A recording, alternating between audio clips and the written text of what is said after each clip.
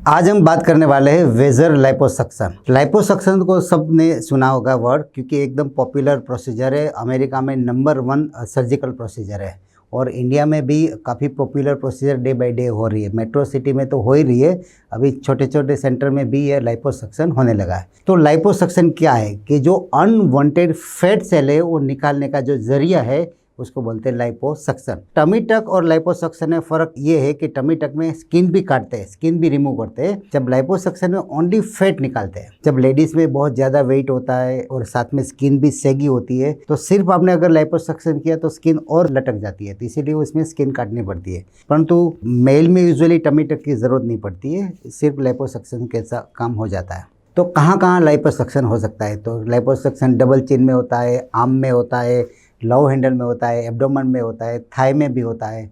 Abdomen में तो होता ही होता है। तो ये जगह पे ऐसा होता है कि चाहे कितना भी एक्सरसाइज करो, कितना भी डाइटिंग करो, कोई कोई फैट ऐसी होती है, फिक्स फैट होती है। ये चाहे आप पूरा 21 दिन बुखार हो तो भी कोई लेडीज़ में सब कुछ फिट रहता है, पर थाई का फैट होता है बहुत ज़्यादा निकलता है, जीन्स पहनने में उसका संकोच रहता है। कभी कभी डबल चिन इतनी होती है कि वेट कम होने के बाद पूरा फेस अंदर चला जाता है, पर डबल चिन वैसी ही रहती है। तो ये सब जगह पे फिक्स फैट होती है, इसकी दीवार बन जाती है, तो वहाँ से फैट सेल निकल नहीं सकता। तो लाइपोसक्शन है कि आपके शरीर में से परमानेंट फैट सेल का पॉपुलेशन बाहर निकाल देते हैं। यूजुअली आप डाइटिंग करो तो फैट सेल श्रिंक होता है, आप डिहाइड्रेशन, पानी थोड़ा दिन नहीं पियो तो फैट सेल ऐसे श्रिंक होता है। जैसे आपने खाना खाना चालू कर दिया, पानी ज़्यादा पीना चाहिए तो वापस बढ़ जाता है।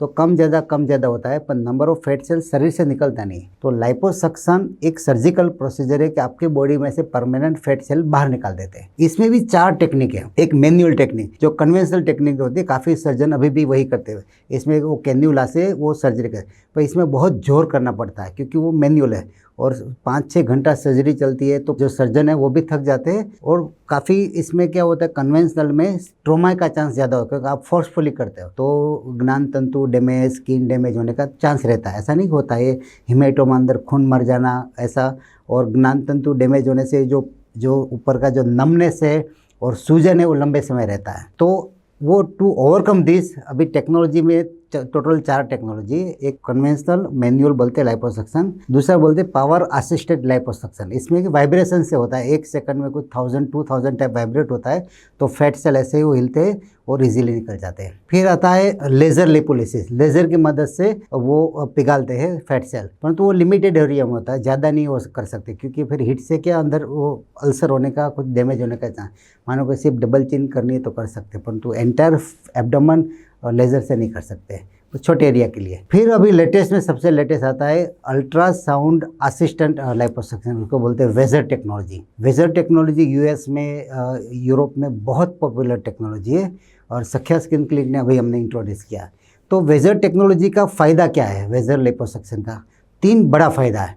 एक तो एक फास्ट होता है, क्योंकि आपको जोर नहीं लगाना है, क्योंकि मशीन खुद अल्ट्रासाउंड वेव से फैट होता है, मेल्ट होता है। जैसे आप मक्खन को अगर गर्म तवे पे कैसे रखते हैं वैसे मेल्ट होता है, तो फैट को आप मैकेनिकली ट्रॉमा करने की जरूरत नहीं पड़ती। तो इसीलिए इनडायरेक्टली आपका सर्जिकल टाइम कम हो जाता है। मानो कि जो मैनुअल करने में 4 घंटा लगता है तो वेजर से 2 से 2.5 घंटे में खत्म हो जाता है। तो 1.5 घंटा आपका सर्जिकल टाइम कम हुआ। पेशेंट का एनेस्थेसिया इतना कम शरीर में कंज्यूम करना पड़ा, एनेस्थेटिक की रिक्वायरमेंट ड्रग्स की कम ज़रूरत पड़ेगी, और ओवरऑल इतने समय सर्जरी के कम कर दिया तो सर्जिकल का रिस्क भी कम हो जाता है ना। सर्जरी जितनी लंबी इतना रिस्क ज़्यादा, सर्जरी जितनी छोटी इतना कम रिस्क। तो सबसे पहले ये फायदा। दूसरा ये कि मैकेनिकल ट्रॉमा नहीं होने से हेमेटोमा नहीं होता है, ज्ञान तंतु का डैमेज नहीं होता है, क्योंकि ये अल्ट्रासाउंड जो है इसका स्पेसिफिक टारगेट जो होता है वो फैट सेल होता है, तो सराउंडिंग स्किन को कम से कम डैमेज करता है। ऐसा नहीं कि नहीं करता है, पर कम से कम डैमेज होती है, इसीलिए आपका रिकवरी फेज पोस्ट सर्जरी पे आपको फास्ट आता है in comparison to conventional liposuction. तीसरा फायदा होता है वेजर लाइपोसक्शन का, इसमें जो हीट बनती है इसीलिए स्किन कॉन्ट्रैक्ट होती है अंदर से। अदरवाइज कन्वेंशनल लाइपोसक्शन में कि आपने फैट निकाल दिया तो स्किन थोड़ी लेग्जिटी हो जाती है, लचक जाती है, थोड़ा नीचे आती है, परंतु वेजर लाइपोसक्शन में नीचे से हीट की वजह से स्किन कॉन्ट्रैक्ट होती है, तो स्ट्रेच मार्क जो काफ़ी कभी बार वर्स होता है तो वर्स नहीं होते हैं।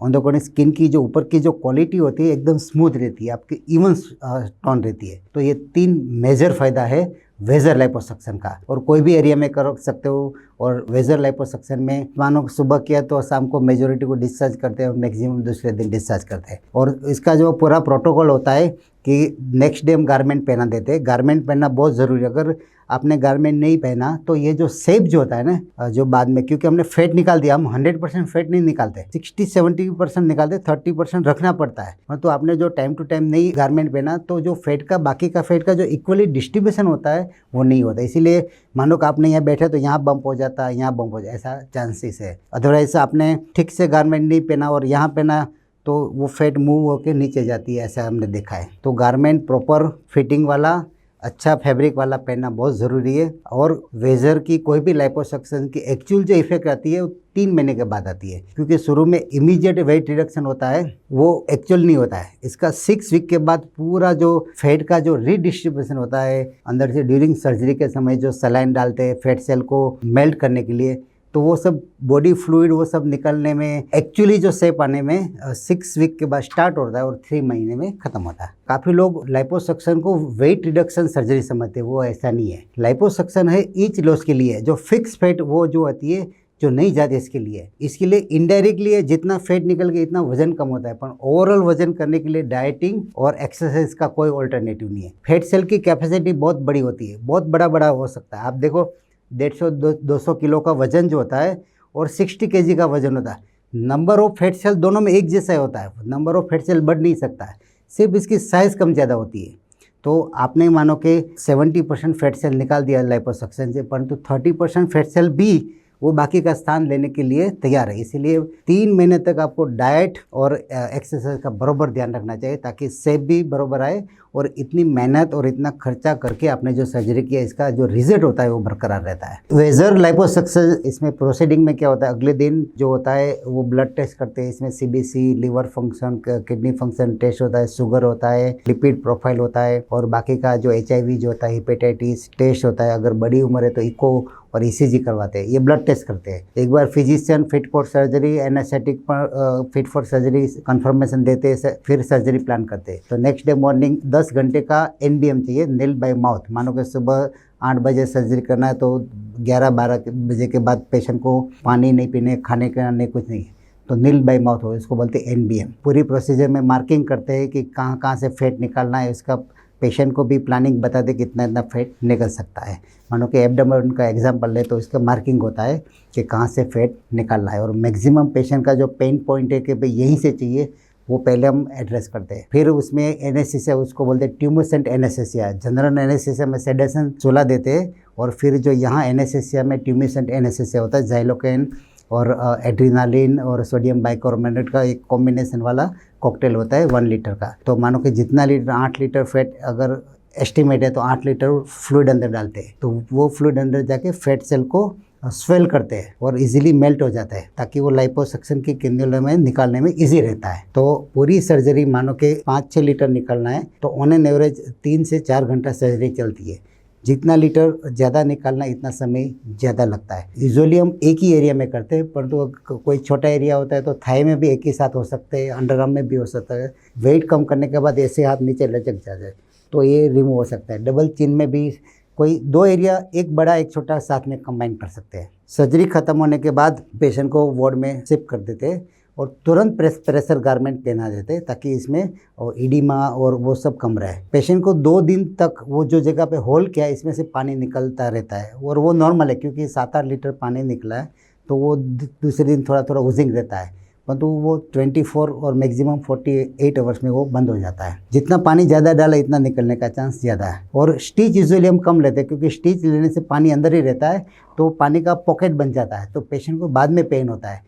हो सके जितना पानी निकल जाए इतना अच्छा रहे, ताकि वो शेपिंग अच्छा रहता है। और तुरंत उसमें गारमेंट पहना देते हैं, ताकि गारमेंट पहनना बहुत ज़रूरी है। गारमेंट पहनने से स्टिफनेस जल्दी कम हो जाती है, इडीमा जो रहता है नीचे वो कम रहता है, और हिमेटोमा जो फॉर्मेशन रहता है, जो खून मर जाना, जो रेड रेड धब्बा पड़ता है वो कम हो जाता है, और अगर पड़ भी गया तो जल्दी क्लियर हो जाता है। तो गारमेंट बहुत इंपॉर्टेंट है। फिर पेशेंट को शाम को डिस्चार्ज कर दे, दूसरे दिन घर पे वो रूटीन अपना काम कर सकते हैं, वॉक भी कर सकते हैं। बेड रेस्ट की ज़रूरत नहीं, क्योंकि लाइपोसक्शन में कोई स्टिचेस नहीं आता है, तो पेशेंट अपना आप काम करता है, बाहर वॉक कर सकते हैं। तो उसको 7वें दिन दूसरा फॉलोअप में बुलाते, 3rd डे बुलाते, 7th डे बुलाते, फिर 14 डेज के बाद बुलाते, फिर महीने के बाद, फिर ज़रूरत पड़े तब फॉलोअप में आते हैं। इन बिटवीन उसको गारमेंट और थोड़े खाने में थोड़ा ध्यान और थोड़ा वॉक दिन में 6 वीक तक जिम में नहीं जा सकते, सोना, बाथ, स्विमिंग, कुछ भी एक्टिविटी ज़्यादा नहीं, क्योंकि वो ज्ञानतंतु अंदर रिपेयरिंग का काम चलता है।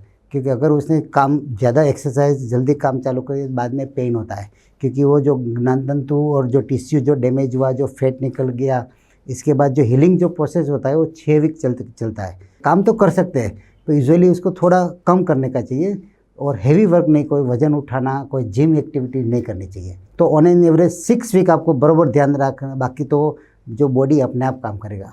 और ये वंडर रिजल्ट है Vaser liposuction, life changing result है। मेनली फीमेल में जो प्रेगनेंसी के बाद जो फिक्स फैट जो होती है, जो इजीली जाती नहीं है, इसके लिए। और जो भी जेंट्स को जॉइंट पेन होता है, वन ऑफ द मेन जो इंडिकेशन होता है, 3 जो मेडिकल कंडीशन होती है, जॉइंट पेन, क्योंकि आपने यहाँ 1 किलो वेट कम किया, इसकी इम्पैक्ट 6 kg की नी पे आती है। अगर आपने 5 kg यहाँ से कम किया तो 30 kg का फ़ायदा है। तो आपको जो हड्डी जो घिस जाती है वो रुक सकती है, और आप रिवर्स भी कर सकते हो। दूसरा फ़ायदा कि आपका मनपसंद कपड़े पहन सकते हो, फिटिंग वाला। तीसरा, सेल्फ कॉन्फिडेंस अच्छा रहता है, क्योंकि फिट बॉडी में जो फ़ायदा रहता है वो आप ओबेसिटी, जो बेडोल शरीर का जो फ़ायदा रहता है वो नहीं रहता है। तो लाइपोसक्शन के बारे में मुझे लगता है कि एक पूरा जो हमने ये जो सीरीज़ बनाया, वो आपकी जो मेजॉरिटी क्वेरी कंसर्न है वो एड्रेस हो चुका है। फिर भी आपको ऐसा लगे कि भाई लाइपोसक्शन में भी मुझे और जानना है, तो हमारी सख्या स्किन क्लिनिक की वेबसाइट में हमारा जो सोशल मीडिया के हैंडल है, इसमें आप इंक्वायरी कर सकते हो। तो Vaser liposuction I think is a life changing procedure. Thank you very much.